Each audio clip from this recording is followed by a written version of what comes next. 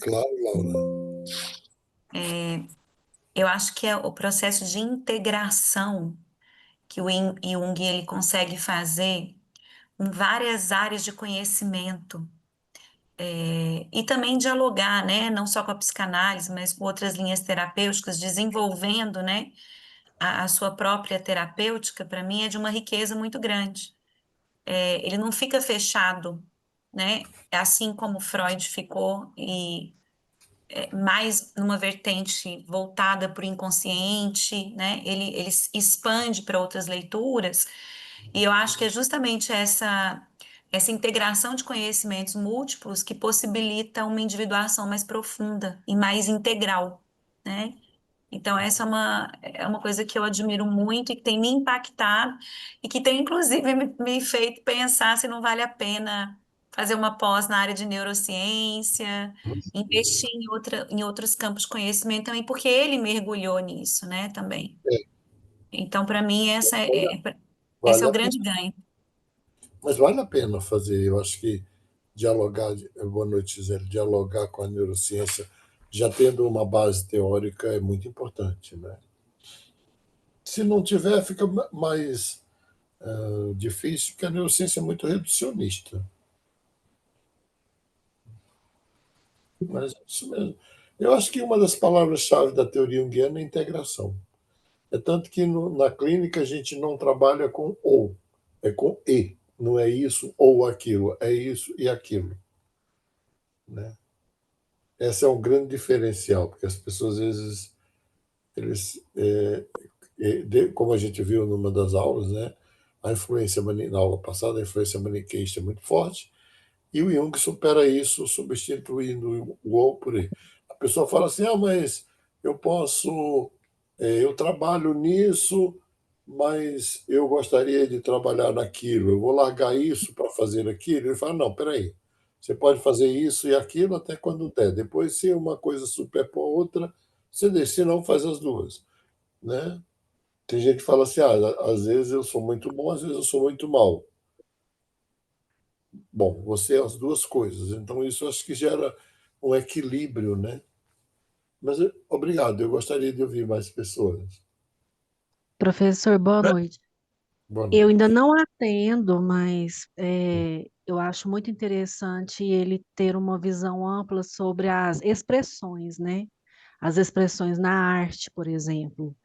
Pintura, a música, várias coisas que a gente hoje, assim, que é uma abordagem, né? Um meio para estar também abordando melhor as pessoas, os pacientes, né, e trilhar esse perfil, né, assim, a gente capta muito pelos detalhes, né, pela essência da pessoa.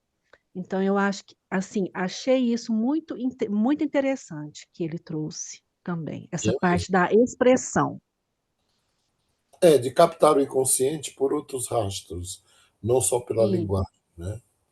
Uhum. Professor, posso? Claro. Para mim, assim, na parte dos estudos psicanalíticos, para falar a verdade, eu não me interessei muito pelo Jung, assim, na parte clínica, vamos chamar assim, né? Mas ele me ajuda bastante, né? Porque eu tenho que criar várias camadas aqui na minha cabeça. Uma delas é do É, historiador e agora a outra janela é do psicanalista, né? Mas na parte de história e de teologia, né? De filosofia, assim, que eu gosto, me ajudou bastante a compreender uma coisa que para mim é muito custosa e se não fosse Jung seria um pouco mais complicado. Por exemplo, eu estou estudando aqui, né, como historiador, que é Israel no período persa e a reconstrução da teologia da comunidade judaica e outros ensaios, a influência persa sobre o, os textos bíblicos. E esse aqui que é maravilhoso, esse livro aqui é incrível. Eu estou completamente apaixonado, que é a Bíblia Desenterrada, uma visão arqueológica dos antigos Israel e a origem dos textos bíblicos. E aí, se eu fico muito nesses textos exegéticos e históricos, é um ceticismo profundo, né? Então, e eu acho que, inclusive, não só porque eu tenho medo do ceticismo, né? Mas é porque me ajuda a compreender melhor esses processos de povos antigos, ah, e como que a formação arquetípica da construção dessas mitologias seja qual for, ela é importante, assim, para mim é importante para entender a mitologia, entende? Do mundo antigo e as mitologias atuais também. Então, para mim, acho que é isso o grande foco, assim, a questão do arquétipo e da forma como isso se comunica com a psique humana e como isso vira cultura. Para mim é.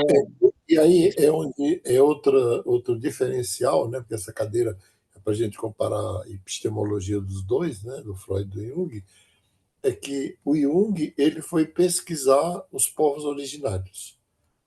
Ele esteve na África, esteve no Pacífico, ele esteve em tribos mesmo para conhecer a expressão do inconsciente na, na sua forma mais original. Diz assim. Então, essas ideias dele dos arquétipos principais é influenciado pela cultura dos povos originários. Eu acho ele influenciou demais a minha vida, né? Num determinado momento, eu fui também conviver um pouco, bem também aí, bem na pegada do Darcy Ribeiro, né? Você não tem como entender você aqui, por exemplo, no Brasil, sem entender a mãe África, sem entender os povos originários do próprio Brasil e sem entender a cultura europeia, né? De onde nós somos.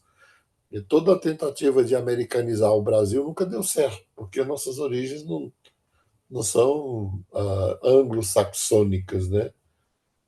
Toda tentativa de americanizar é fadada ao fracasso, porque nossas origens mais profundas, como você falou, tem várias camadas, e quando você vai tirando essas camadas superficiais, o que vai sobrar aqui é um povo que vem de três raças bem diferentes, três etnias bem diferentes, raça não, três etnias bem diferentes, mas que se construíram aqui.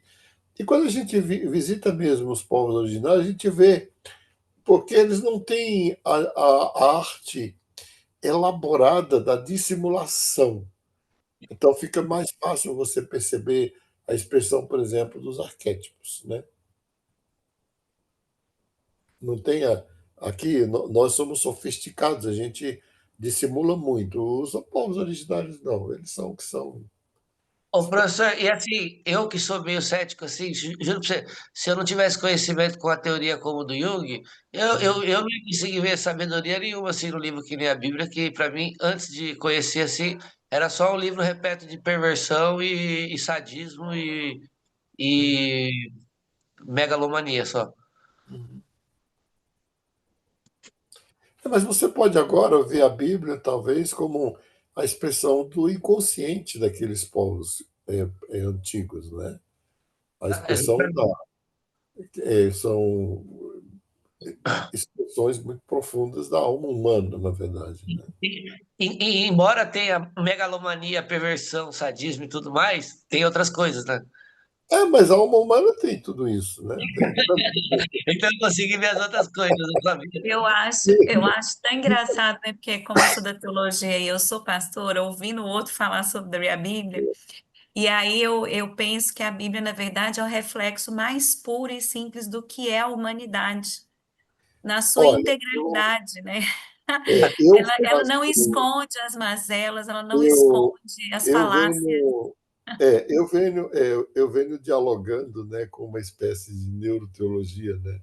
Porque para mim, por exemplo, quando se fala de Deus e da Bíblia, as pessoas veem contradições entre o Deus do Velho Testamento, Deus do Novo Testamento. Eu não vejo porque eu acho que você tem ali a evolução da mente humana. Você tem a mente no seu estado mais primitivo, e aí ela vai evoluindo, vai evoluindo, vai evoluindo, e à medida que a mente humana vai evoluindo, Deus vai ficando um pouco mais claro, né? Ele ainda Sim. é totalmente obscuro, mas a gente vai tendo uma clareza maior, e à medida que vai tendo essa clareza, vai tendo a clareza da humanidade também. Então, O quando eu. professor, Oi, fala. não, só porque assim, eu não quero me alongar nesse papo, mas é que eu realmente eu lia e eu Não, mas o pensava papo é assim, interessante, é eu como, psicológico. eu como historiador e exegeta, eu lia a Bíblia tal como eu lia qualquer outro livro antigo, né? E eu li a Bíblia, o que eu pensava? É um livro feito por sacerdotes pós-cativeiro da Babilônia para controlar os camponeses e oprimir a religião popular. Era para isso. E era para isso, de fato. É um livro político do reino de Judá para inventar a história que o reino de Israel sempre tiveram mesmo ancestral e blá, blá, blá, blá, blá, blá, blá, blá, blá, que historicamente não bate com a arqueologia, né? E aí eu vi, é um livro de manipulação. E é também. Mas ele contém uma sabedoria, porque assim, nós, modernos, dificilmente entendemos a cabeça de um sujeito do tempo antigo, entende? E se a gente olhar com a nossa cabeça, de fato, é só uma manipulação política. Embora haja essa manipulação política, porque o texto serve para isso, é um texto de mitologia nacional, é, contém uma coisa que o homem antigo tinha que a gente não tinha, né? Que é esse contato com o arquétipo. Assim, eu não sei explicar direito, eu estou tentando É, entender. a questão, né, para melhorar aí a sua leitura e a sua exegese, é que você tem o texto bíblico, assim como todos os textos sagrados como que se tem notícia, são textos orientais.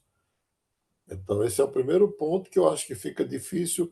O que você tem, eu concordo em parte com a tua afirmação, se você disser que tem uma apropriação ocidental do texto sagrado e uma interpretação ocidental do texto sagrado, aí eu concordo. Mas eu pessoalmente, acho difícil, né, para nós, e Jung diz isso também, quando ele trata não só da Bíblia, mas de textos orientais, para a gente entender o texto sagrado oriental, seja a Bíblia, seja os Vedas, os Brahmanes, porque tem uma perspectiva interna do homem muito diferente da nossa. Então, não tem como você entender, por exemplo, o Sermão do Monte com as categorias da filosofia grega, né? E a gente fez isso. Aí é outra discussão, né, mano? Eu não gosto de teologia sistemática exatamente por isso, porque eu acho que a teologia sistemática ela exagera na leitura ocidental do texto sagrado, mas é outra discussão. Mas é bom essas suas provocações que fazem a gente pensar, viu? Mas mais alguém quer falar alguma coisa aí do contato com Jung? Pois não? Eu, professor.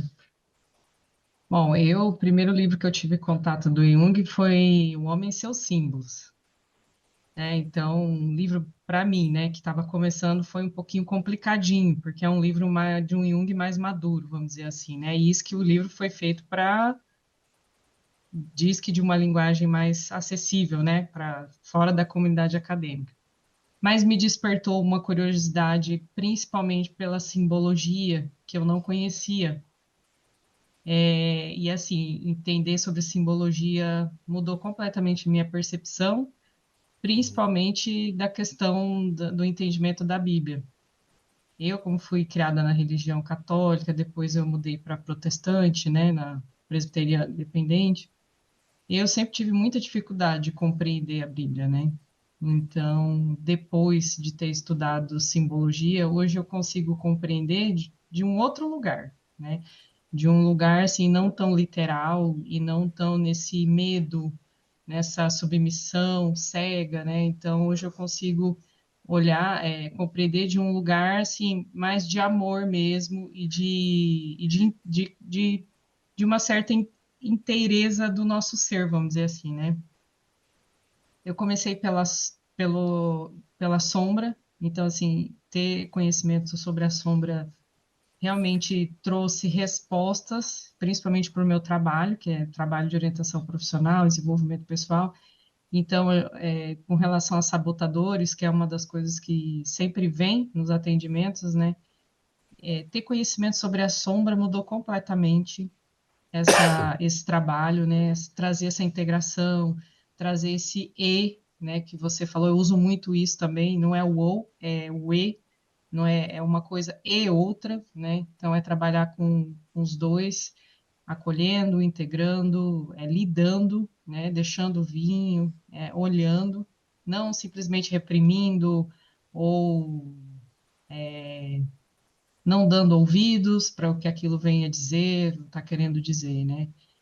E, né, para encerrar, professor, os arquétipos, né? Principalmente aqueles do feminino, né? Lilith, Star, Inanna, as deusas gregas. Então, assim, estudar sobre o feminino a partir desse olhar dos arquétipos trouxe uma cura profunda.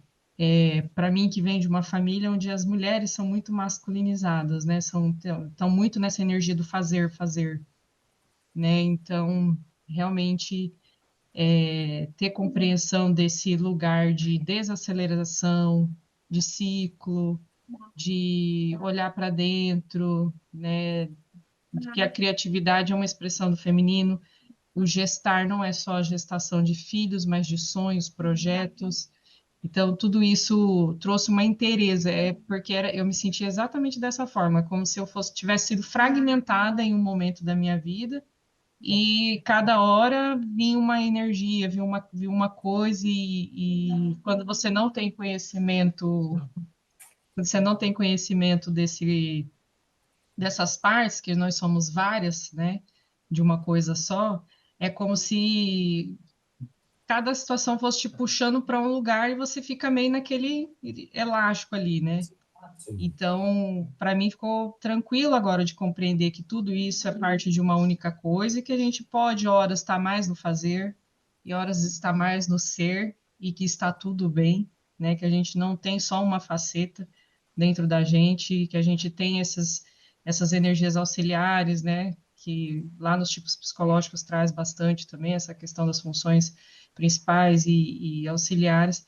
Então, assim, foi a completude do que eu sentia que estava muito no para fora, né? No que a gente vê muito na TCC, na comportamental, né? Então, faltava esse olhar para o inteiro, para dentro, que agora eu consigo trazer nos atendimentos, consigo trazer nas orientações, e, e as mulheres, principalmente, que é as que eu mais atendo, né? Vem muito com essa energia do cansaço, da falta de vitalidade, do fazer, fazer, fazer, da loucura, da correria, da aceleração do mundo, né? Esquece desse feminino que também tem muito poder no ser, no descansar, né? No contemplar.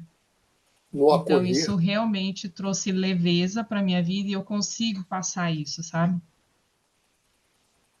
Poxa, que legal. Ah, que bom. Mais alguém quer falar sobre o contato com a obra do Jung? Professor, eu gostaria de falar, mas são tantas identificações que eu ainda estou bebendo da fonte.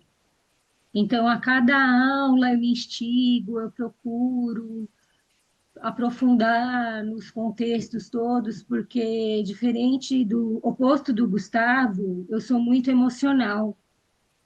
Então, eu estou me identificando muito, para mim tem sido muito acolhedor os conteúdos.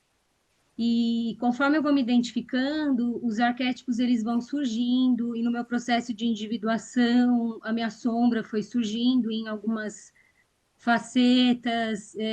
Conforme eu entrei no processo de individuação, eu desinflei, né, rompi com a minha persona religiosa e comecei a estudar a Bíblia. E conforme eu fui estudando o Antigo Testamento, era eita atrás de vixe, né? Falava, nossa, mas olha, não é que as filhas embebedaram o pai?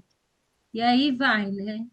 E aí e aí a acolhida já começou aí, né? Antes da faculdade, a acolhida Ali a gente pode dizer que o instinto de sobrevivência falou mais alto do que as leis, né? sim, e o senhor sempre fala do ímpeto do ser humano, do nosso instinto animal, e isso faz total sentido.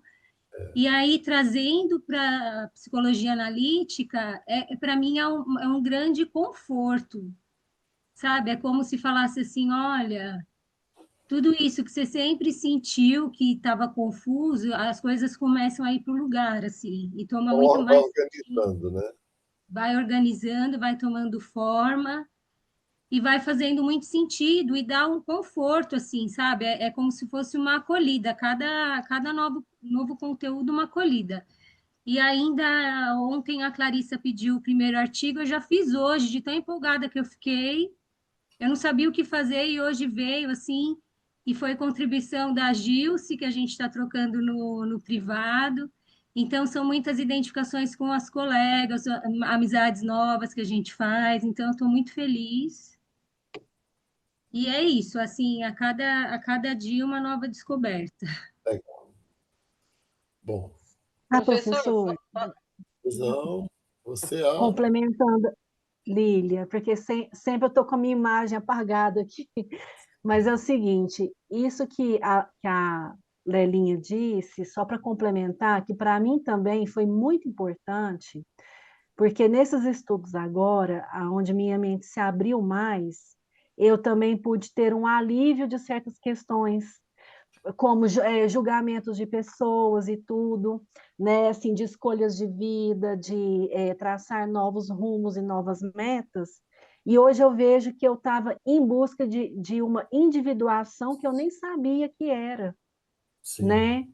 Desde o ano de 2018, na verdade, desde o inicinho, foi aonde eu fui buscar, eu saí da minha zona de conforto, eu mudei de cidade, depois de país, eu fiquei fora da família total, quase que 5 anos.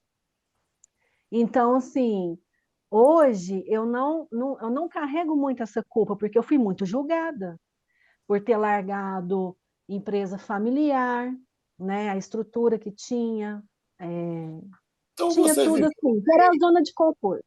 Sim, mas você está mesmo dentro do processo de individuação, né? Eu vou falar sobre individuação. Sim. Eu estou pedindo essas, né? E agora eu vejo que eu já estava no processo desde aquela época, só que eu não sabia. Então, agora estudando mais, a gente amplia essa consciência, sabendo disso, e que nos alivia muito, né? Sim. Perante tantas pessoas que ficaram assim contra a minha atitude e discussões, e foi um fardo pesado que eu tive que carregar nos julgamentos, até a família aceitar, porque eu fui a primeira que saiu, né, de perto. Porque até então, todos aqui acha que são assim, planta sua raiz aqui. E eu não, eu fui em busca, eu mudei, né, de local. Então foi muito bom que eu hoje estou assim, bem feliz com isso, né, com essas descobertas novas. Sim.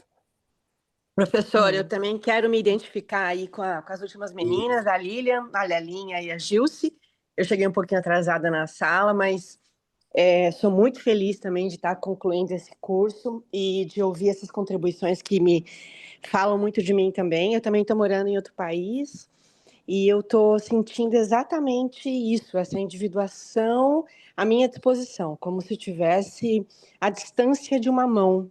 E finalmente eu achava que eu era uma pessoa totalmente livre, com um pensamento livre, até eu começar a me aprofundar nesses estudos em Jung e também em algumas consultas que eu fiz com o senhor e com a professora Patrícia, que realmente mexeram naquilo que já estava sendo construído, como as meninas falaram também. E realmente parece quase que uma outra vida dentro da minha vida e com essa necessidade de adaptação para que eu possa me individuar e juntar, como disse a Olha Gilce, que né? interessante, Os... né? Eu vou dar hoje, na semana que vem, o processo de individuação. E vocês estão falando de individuação, e eu só tinha perguntado sobre o efeito do Jung. Hoje a gente vai entender o que é individuação, acho que vai trazer um alívio para muita gente. Pois é. Professor, eu tô vendo as meninas falarem aí, eu também, assim, tô muito feliz que eu não sou da área também de terapia, assim, fiz a programação neurolinguística, mas é diferente, né? E, mas tá muito bom. O conhecimento que eu tô adquirindo conhecendo o Jung, tô lendo o livro também, e tá me fazendo muito bem. Inclusive, assim, já tô vivendo na minha vida algumas sincronicidades, algumas coisas que tá me fazendo muita diferença. Legal. Tem mais alguém que queira falar?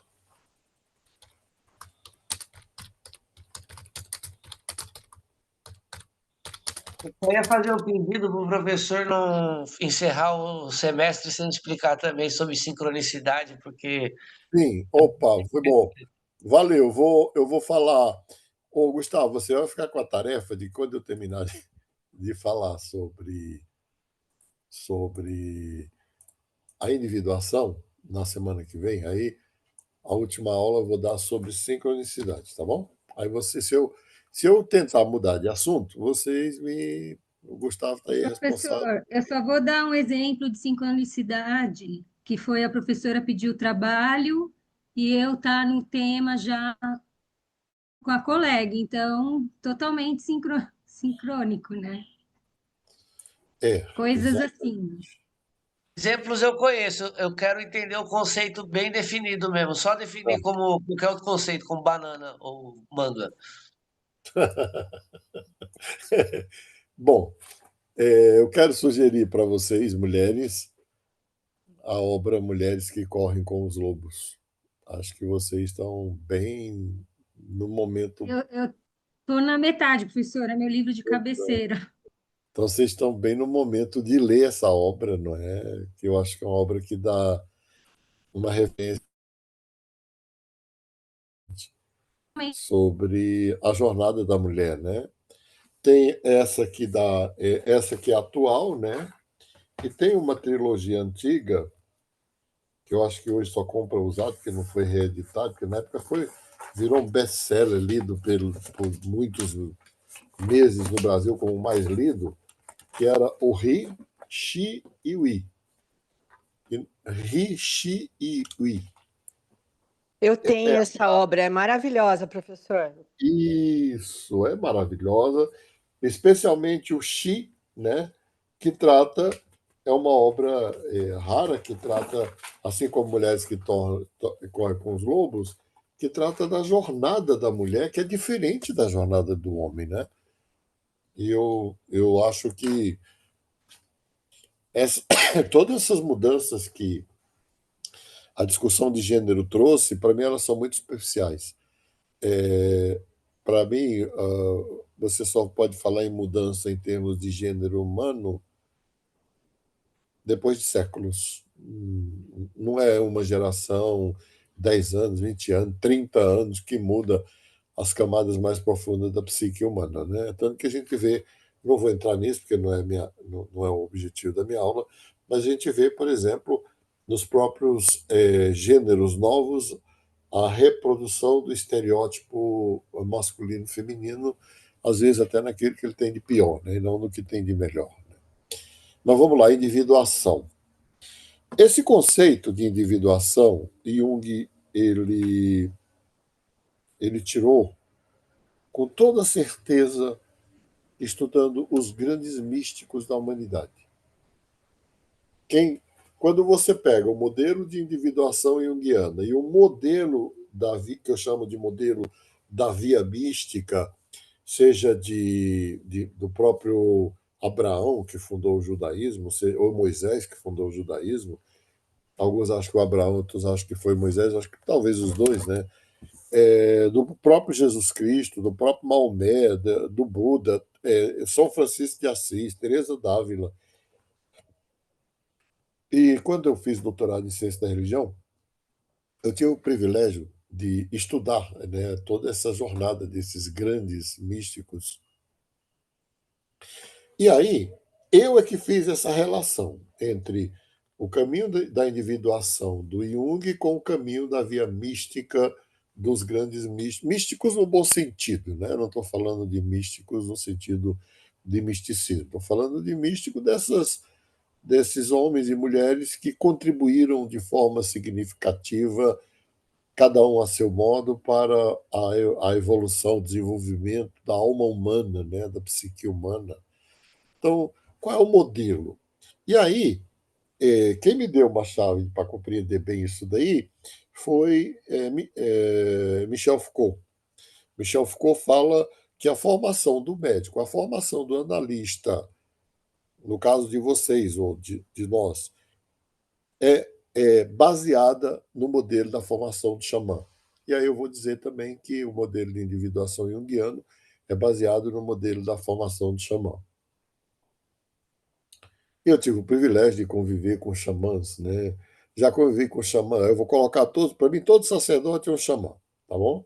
Então, eu já convivi com xamãs judaicos, católicos, protestantes, budistas, xamãs do candomblé, da umbanda, da quimbanda, xamãs dos encantados, da religião de Pena e Maracá, né? Até porque tem uma coisa que eu preciso dizer, minha mãe era xamã, então era xamã mesmo, dos povos originários, filha de Índia e xamã, né? Fazia os rituais todos, enfim. E quando eu era criança, eu olhava aquilo e eu não acreditava em nada daquilo, né? E ela sabia que eu não acreditava, né?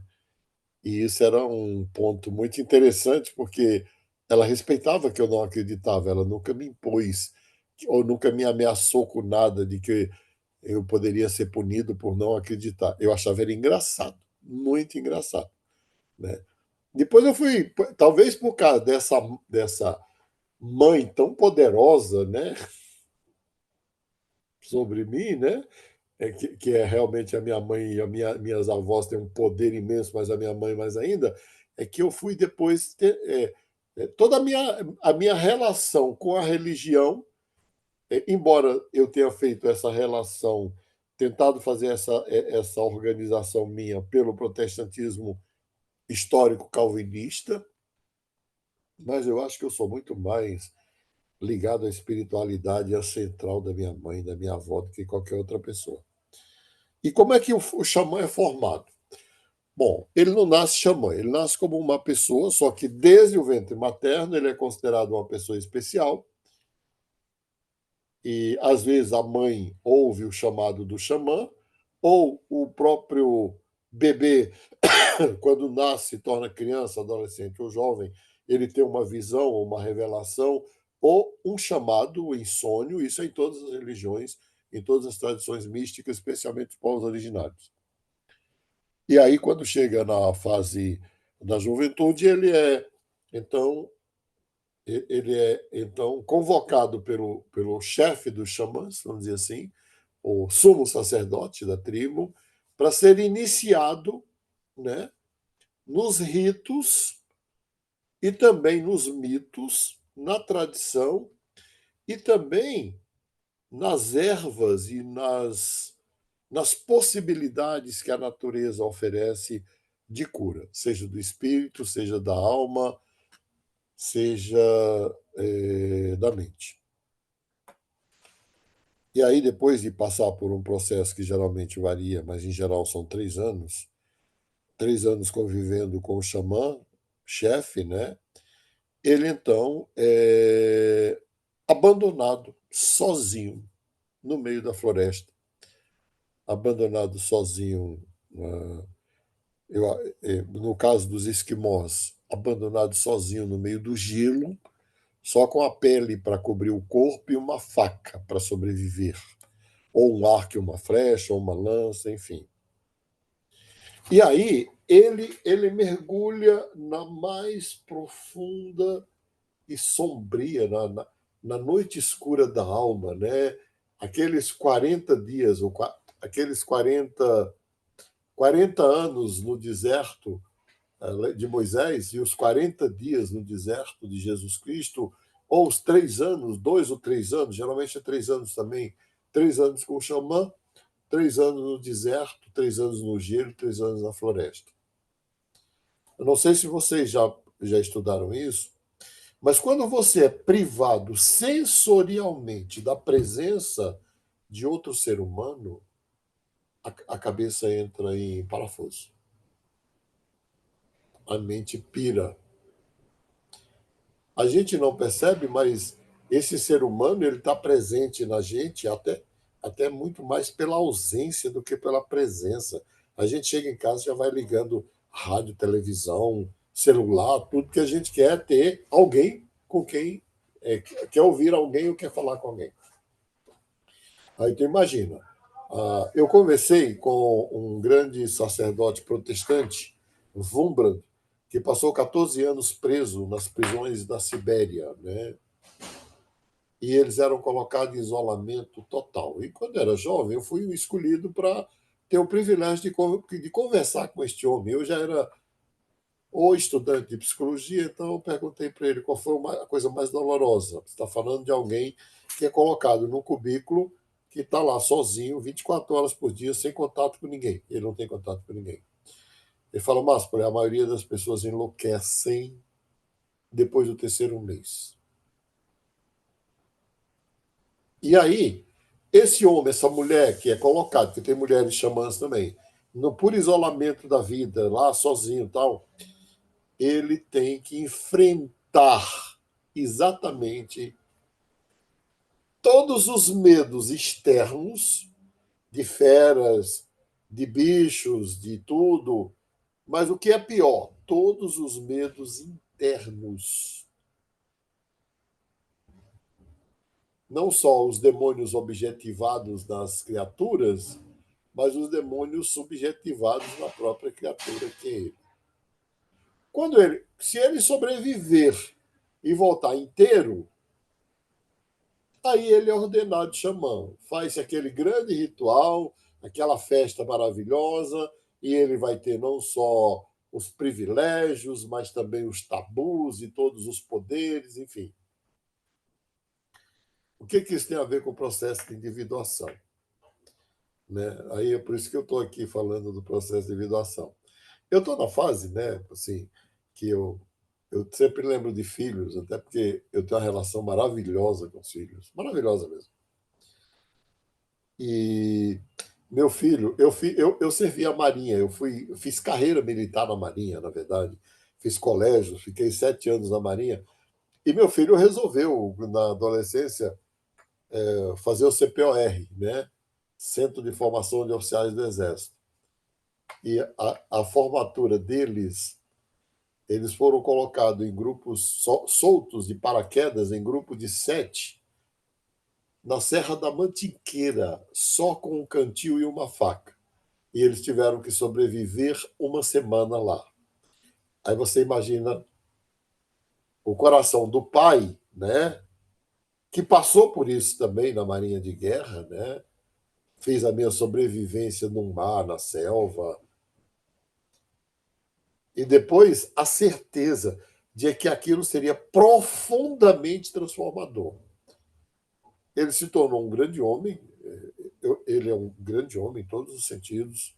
Hoje ele tem 42 anos e ele fala, pai, aquela semana só com aqueles meus amigos na selva transformou completamente a minha vida e me preparou para qualquer situação da existência. Então, o processo de individuação ele tem muito a ver com isso, por quê?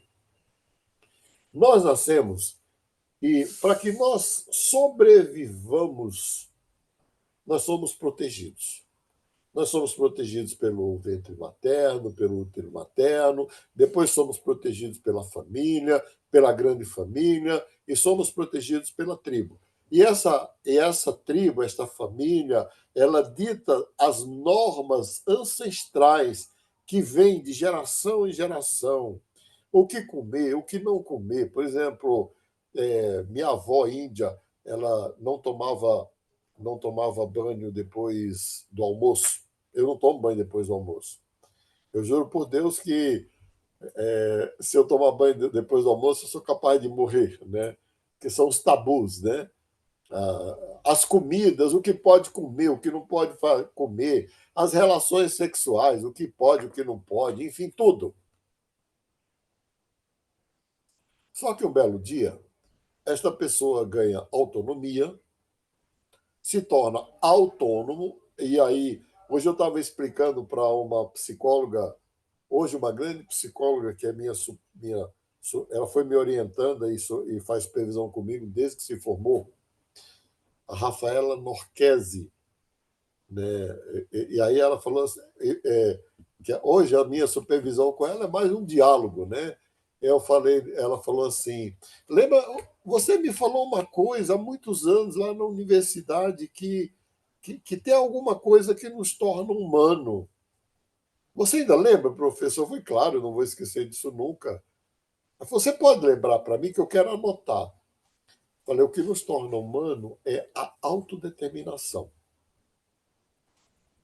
Então, um belo dia, a gente percebe que toda aquela proteção tem um preço, que se você viver mergulhado naquela proteção é o melhor dos mundos, mas você também não vai ser você mesma, não vai ser você mesmo, você também não vai poder gozar desse monstro chamado autodeterminação.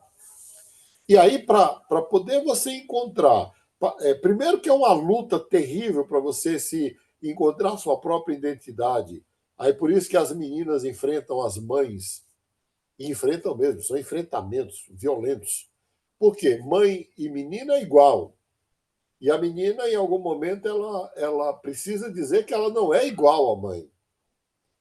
Porque senão ela vai ser devorada pela mãe, que é pura natureza, e ela também é pura natureza, né? Com todo respeito às mulheres. Natureza com natureza não se diferencia, não se torna alguém, né? E aí é o enfrentamento, né? Eu lembro que a minha filha mais velha falava assim, com 12, ela é psicóloga, e ela falava assim com 12 anos, com tanta mulher no mundo, você foi casar logo com esta mulher, que é a mãe dela, né? Hoje ela dá risada, ela fala, mãe, ela hoje tem 45 anos, ela fala, mãe, você me perdoa das besteiras que eu falava? A Marta fala, não, eu entendia, minha filha, eu sabia que você precisava ser você mesmo. Mas para alguns não basta só esses enfrentamentos intrafamiliares. Ele precisa ir, sair e ir. E aí, geralmente, esse ir pode ser para outro país, para outro estado, casar com alguém que a família realmente não quer, né?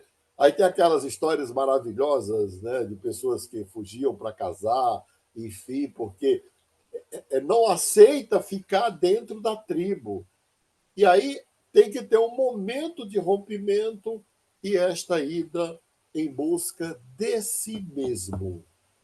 Na verdade, esta ida é uma ida em busca de si mesmo.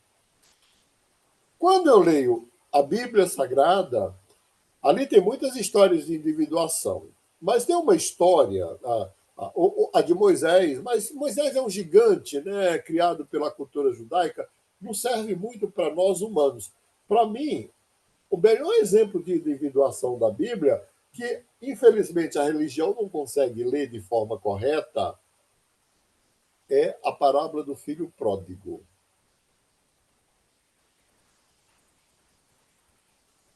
Geralmente, quando a religião lê essa parábola, coloca um peso, um julgamento, uma desgraça, né?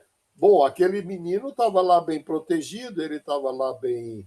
E aí ele resolve romper com tudo e ele vai embora. Aí colocam o peso em que ele teve que comer comida de animais, de porcos, de bicho, enfim. Mas o que ficou em casa, né? Um resolveu ficar em casa porque estava protegido. Mas o que vai, diz lá, caindo em si. Eu acho que o processo de individuação ele nos leva exatamente a uma tomada de consciência que muitas vezes é muito dolorosa. Ô, professor, em qual passagem que Alguém localiza para ele, para mim, por gentileza, para eu não perder aqui. eu localizei? Lucas Eu não sei. 15. Lucas, tá. Lucas 15, Tá, no obrigado. capítulo 15. Mas só, por que eu me baseio? Porque ali eu já orientei, inclusive, TCC, né, sobre a individuação na parábola do filho pródigo. Já orientei em outros também, mas ali está perfeito. Ele cai em si. Bom, cair em si é exatamente assumir exatamente a dor de estar vivo, mas também a responsabilidade de estar vivo, né? E rompe momentaneamente, é necessário romper com os valores tribais. Quando eu examino a minha própria jornada, não foi à toa que meu pai era protestante e minha mãe era xamã. Eu optei pela religião do pai, para tentar, de alguma forma, me proteger da religião da mãe. Mas o que prevaleceu em mim foi a religião da mãe. Mas era necessário fazer isso. Você entende? Esses rompimentos, vamos lá, esses conflitos que a adolescência gera, os rompimentos que a adolescência gera, que a juventude gera, são extremamente necessários para constituir o sujeito. Ô, A professor, transgressão. Fala. não, é porque me lembrou uma história assim, vou tentar ser o mais rápido possível. Eu fui num curso de bambu há pouco tempo, de bioconstrução, e aí estava conversando lá uma hora e tinha uma menina que ela começou a se queixar bastante, ela já era acabada de se formar em arquitetura. E ela falou assim para mim: Nossa, é mó difícil lá na minha casa, que é testemunha de Jeová, sei lá, alguma coisa assim, bem rígida, e minha mãe não deixa eu sair, né, e tal, todo esse processo de individuação, e como é difícil para mim. Aí eu falei, mas independente da denominação da sua mãe, ela é cristã? Falou, é. Aí eu falei, então, acho que um bom argumento para você, eu não sei se se eu fui bom em dar esse conselho, mas eu pensei assim, um bom argumento para você é falar para sua mãe que você está seguindo que nem Cristo. Ela, aí eu falei, e aí você faz que nem Cristo fez. Ela ficou olhando assim, eu falei, mas como que Cristo fez? Ele foi embora da casa dele. Ele Bom, foi embora. E todo todo mundo modelo, e todo todo mundo, modelo, Pedro abandonou o pai. E não sei quem é o pescador, vai abandonando. Então eu acho que ele passava, ele resolveu o Édipo rapidinho, assim. há um momento em que é necessário romper com a lei do pai, com a lei da mãe, com a religião do pai, com a religião da mãe, com a compreensão da vida, com a cosmovisão de todos eles, para você encontrar a sua mesma. Mesmo que, quando você encontra a sua mesma, você vai ver que não avançou muito. Você não foi muito longe. Tanto que, quando eu já tinha feito teologia, já tinha feito. Quando eu na formatura de psicologia, cada um tinha que escolher uma música para tocar na hora que chamasse o nome. Naquela época as turmas eram muito pequenas, né? Estou falando aí de 45 anos atrás. E adivinha que música que eu escolhi para tocar quando chamaram o meu nome? Apesar do que somos e vivemos, ainda somos como nossos pais.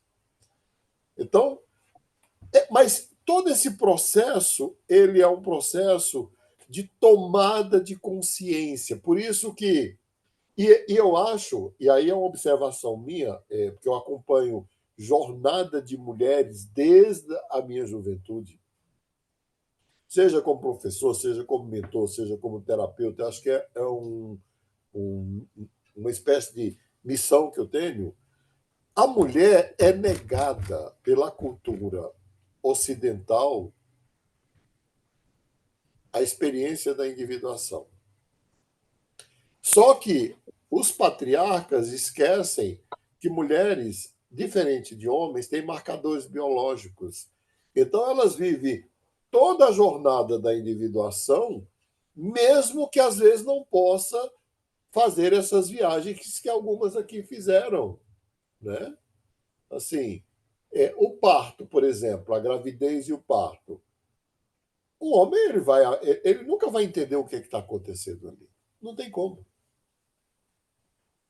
Ele não tem, ele vai assistir essa coisa tão bonitinha, né? Nós estamos grávidos. Que homem não fica grávido, coisa nenhuma, né? Mulher fica grávida. Mas nós demos à luz ao filho. Que é isso? Isso é uma coisa feminina. E isso tem um impacto tremendo na própria psique da mulher. A primeira menstruação, o ritual da primeira relação sexual, o ritual da gravidez e do parto para a mulher, muitas vezes, por exemplo, eu acho que o parto equivale para algumas mulheres, ou para a maioria, aquele ritual do xamã de ficar sozinha, porque ela vai ter que enfrentar sozinha todos os riscos, todas as dores, todo o sofrimento daquele ato que ela escolheu ter e ela escolheu quando escolhe ter. Eu Professor, acho que foi. faz todo sentido isso que você está falando. Para mim, o puerpério foi muito marcante. Exato. É um antes e depois, né? Hoje eu sei que é a mudança de arquétipo, né? Da donzela para a regente, que esse choro do puerpério é um choro de luto, né? E ele é meio inconsciente mesmo. Então, mesmo eu não tendo conhecimento na época, a gente vive essa marcação mesmo. Vive, vive, vive. Mas hoje as mulheres que estão muito mais ligadas, identificadas com o mito de Lilith, elas realmente vão à luta e rompem mesmo. E vai, eu quero ir, né? Eu quero vai para o exterior, vai para outro país, casa com uma pessoa de outro país, casa com alguém de outro estado, especialmente hoje com a internet, com tudo, né? Muda de religião, muda, enfim. Só que o filho pródigo, em algum momento, ele cai em si e ele resolve voltar. Por que a minha leitura junguiana, eu acho que ela é bem diferente da teológica? Porque o pessoal coloca a, o rompimento temporário do filho pródigo com a família como negativo. Eu acho que não. Eu acho que foi uma queda para cima. Tanto é que ele é o único que toma consciência de si mesmo e é o único que amadurece emocionalmente e é o único que está pronto para vir e assumir o legado do pai. O outro continua menino. Fica menino em casa, protegido, ciumento, invejoso, birrento, né? Enfim. Então, Jung diz que esse processo é natural, mas que em algum momento esse sujeito que se afasta tanto da sua própria família, da sua própria comunidade, da sua própria tribo,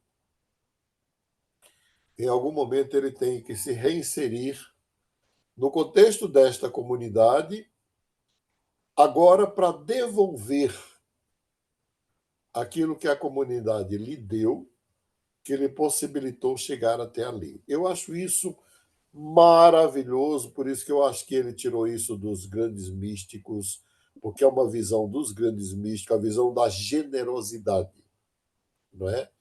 É quando e a gente vê isso quando a gente tem o privilégio de ver os filhos chegarem, por exemplo, na idade que os meus chegaram.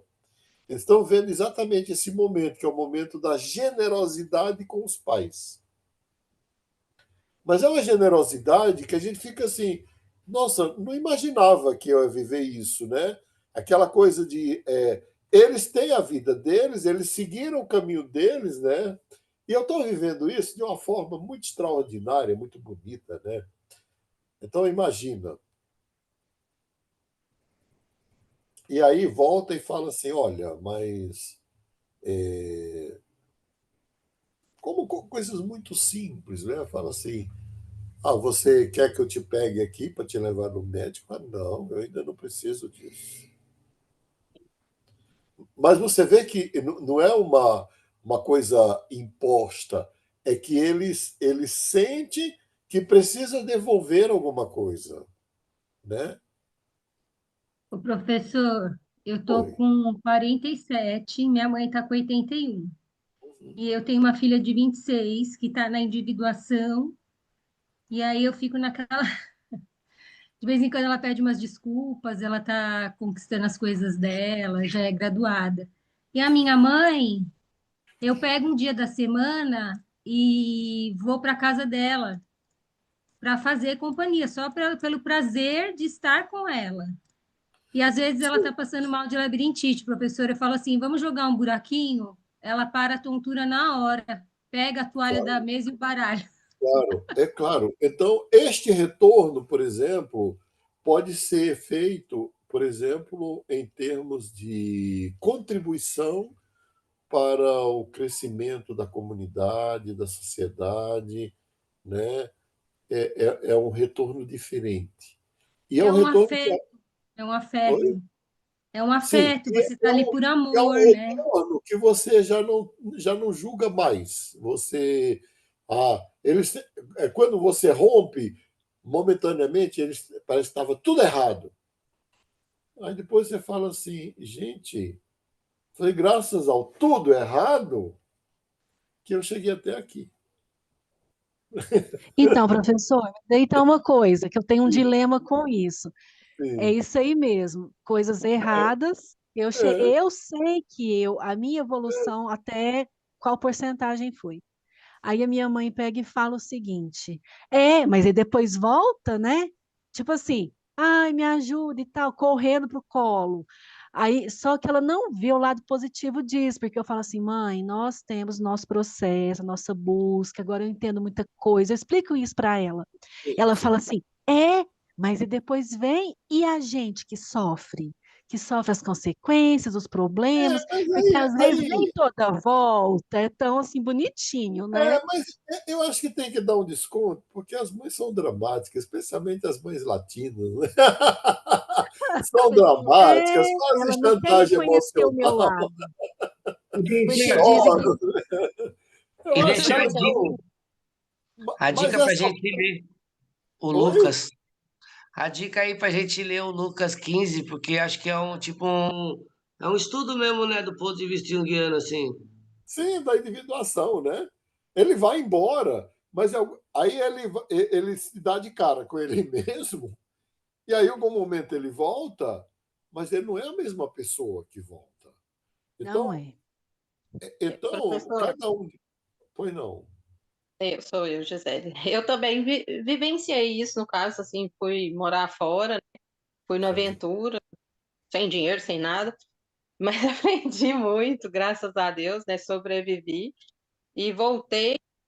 No início eu não voltei, eu voltei para cá, para Goiatuba, porque eu precisava ficar aqui, né?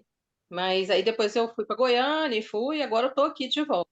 Mas aí eu sempre falo com minha mãe, né? Minha mãe, você puxa o saco da minha irmã, porque ela fica sempre ajudando ela em tudo e tal, pendente dela. E eu não, e que eu também toda a vida fui mais, assim, independente nesse sentido. Aí ela fala assim, mas você precisa? Ela fala desse jeito, você precisa? Fala, não, eu não, mas podia, né? Então já que tá puxando, puxa um pouco pro meu lado também. sim. Então, esse retorno, assim, tanto você pode retornar para sua família de origem, para sua comunidade de origem, como de repente você pode ter transcendido tanto tudo isso que o seu retorno é de contribuição para a própria humanidade.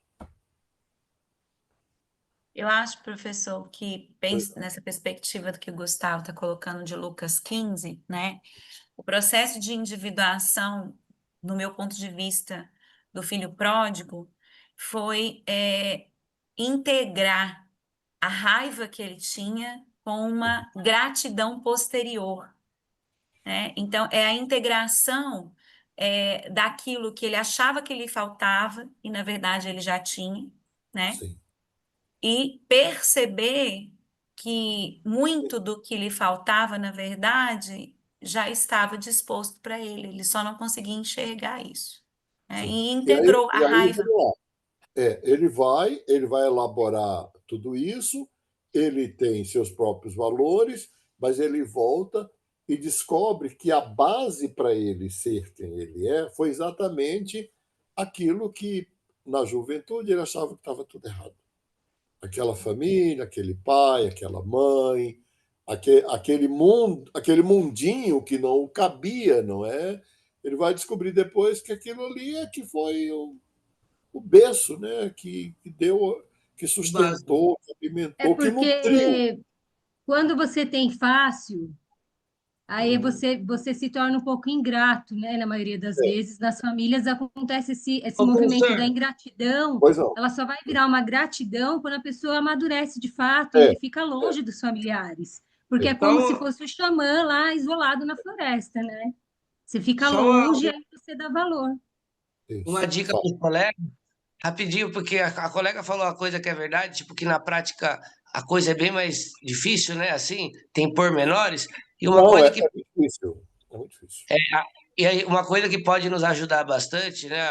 Acredito, é o próprio estudo da literatura, porque a gente pode se envolver com a psicologia do personagem. Então, quando você lê assim, Jesus abandonou seu pai e foi, Paulo, não sei o quê, não sei o quê, não sei o quê. Tá, ali só fala assim, parece que foi simples, né? Aí você pega um livro, Não.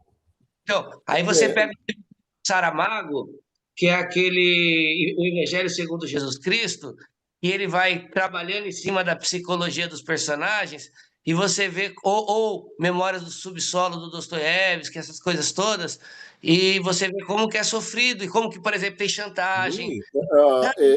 Eu vou ter que encerrar a aula e a gente começa na semana que vem. A gente vai voltar a esse tema, com certeza, com a jornada do herói. Mas não só é sofrido, eu vou deixar aí o gatilho, tem muitas medusas para serem enfrentadas aí, né? Porque e eu volto a dizer, especialmente na condição da mulher. Na condição do homem já está esperado. Já está esperado. Agora, na condição da mulher, romper com os ídolos da tribo, né, lá do Augusto Conte, é difícil para ela, porque as próprias mulheres fazem barreira. Elas embarreiram a mulher que quer fazer isso. Porque é como se ela tivesse pondo em risco, né, a existência da tribo. Bom, a gente volta na semana que vem. Eu quero só lembrar que nós estamos com. Estou muito feliz. A gente abriu ontem o grupo de lançamento da Psicoterapia na Rede para o dia 18, às 10 horas. Quem for de São Paulo, estiver em São Paulo, puder vir, vai ser nós temos 20 vagas para fazer presencial na sede da Uniaberta. Quem for de longe vai fazer virtual. Quem não se inscreveu, se inscreva. Mas eu estou muito feliz porque nós abrimos o grupo ontem e a gente só está fazendo a divulgação interna entre as pessoas que já estudaram conosco de alguma forma e nós já temos 110 pessoas inscritas. É muito legal. Gente, uma boa noite para vocês. Professor, Boa fala do trabalho noite. depois. Oi? Fala do trabalho depois. Trabalho bimestral. Ah, vou falar, vou falar. É que geralmente a gente dá aí uns 30 dias mais, uns 30 dias para fazer, tá bom? Já, já.